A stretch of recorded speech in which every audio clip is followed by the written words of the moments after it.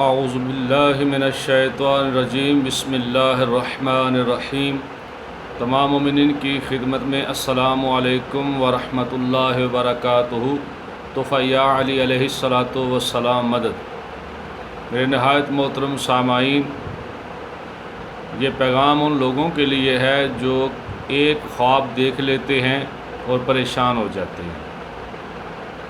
پہلی تو بات یہ ہے کہ جو لوگ کہتے ہیں کہ صبح کے وقت جو خواب آتا ہے وہ سچا ہوتا ہے، جو آدھ رات سے پہلے آتا ہے وہ خواب اتنا سچا نہیں ہوتا۔ میرے محترم سامعین، یہ بات شروع سے ہی غلط ہے کہ صبح کا خواب سچا ہوتا ہے اور دوسرا جو ہوتا ہے وہ سچا نہیں ہوتا۔ ہم نے اپنے ایمان کے تقاضے کو سامنے رکھتے ہوئے یہ بات سمجھنی ہے کہ کیا خواب کے بارے میں ہمارے نبی پاک صلی اللہ علیہ وآلہ وسلم نے کچھ فرمایا ہے کہ نہیں۔ تو نبی پاک صلی اللہ علیہ وآلہ وسلم،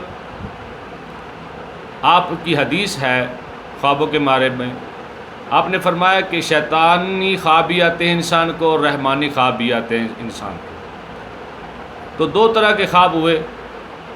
اب جو لوگ خواب برا دیکھتے ہیں وہ اس بات پر یقین رکھ لیں کہ وہ خواب شیطانی ہوتا ہے، اور جو خواب رحمانی ہوتا ہے اس میں نیک لوگوں کی زیارت ہوتی ہے، اچھی اچھی چیزیں دیکھی جاتی ہیں، وہ خواب ہوتے ہیں۔ تو میں آپ کو آپ کی ابتدا سے ہی پریشانی ختم کرنا چاہتا ہوں۔ وہ کیا ہے کہ جن لوگوں کو برے خواب آتے ہیں، پہلے آپ ایسا کریں کہ رات کو سونے سے پہلے آپ آیت الکرسی کی تلاوت کیا کریں۔ پھر اگر آپ کو برا خواب آیا تو نبی پاک صلی اللہ علیہ وآلہ وسلم کی حدیث ہے، حضور فرماتے ہیں کہ بائیں کاندھے پر ایسے چہرہ رکھو، بائیں کاندھے پر، اور نیچے 3 بار تھوک دو اور پڑھو لا حول ولا قوۃ الا باللہ العلی العظیم۔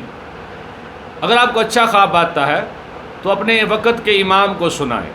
دیکھیں، دنیا میں کسی کو بھی خواب کی تعبیر کا کوئی علم نہیں ہے، اس لیے یہ خواب اس کا جو علم ہے یہ ایک نبوت کے علموں میں سے ایک علم ہے۔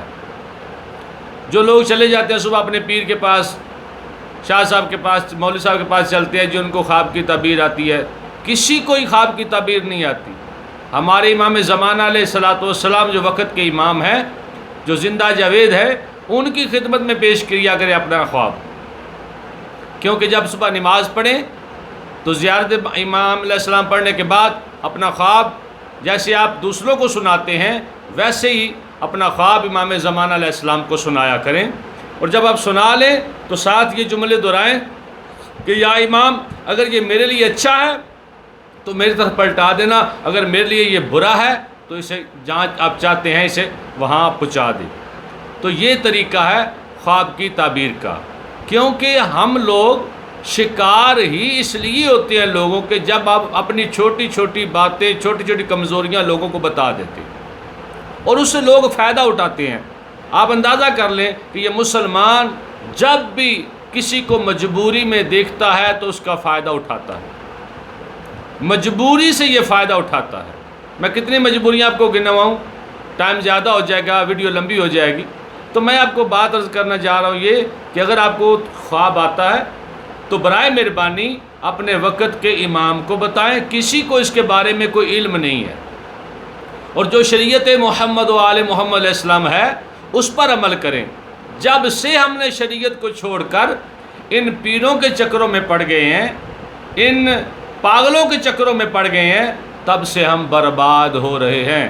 میں ان تمام بھائیوں اور ماؤں، بہنوں، بیٹیوں کی خدمت میں مودبانہ گزارش کرتا ہوں کہ خدا را آپ شریعت پر عمل کرنے کی کوشش کریں، شریعت پر آئیں، قرآن و حدیث پر آئیں۔ کائنات کا کوئی ایسا مسئلہ نہیں ہے جس کا جواب ہمارے نبی، ہمارے خدا، ہمارے امام نے نہ دیا ہو، لیکن ہم کیوں لوگوں کے شکار ہوتے ہیں؟ ہم نے نہ قرآن سے کبھی پوچھا ہے، ہم نے نہ کبھی اپنے نبی سے پوچھا ہے، ہم نے نہ کبھی اپنے امام سے پوچھا ہے۔